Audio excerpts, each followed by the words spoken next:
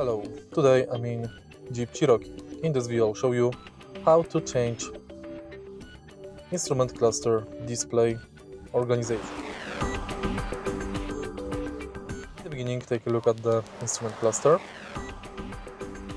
and navigate through it via this panel.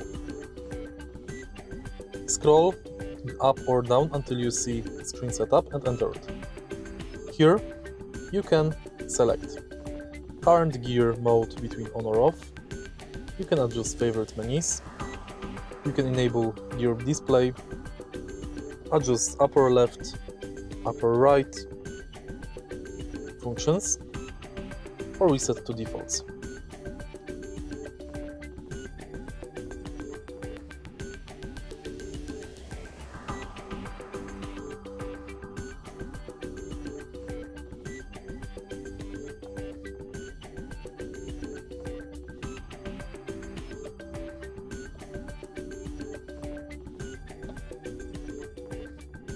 If you find this video helpful, please leave like, comment and subscribe.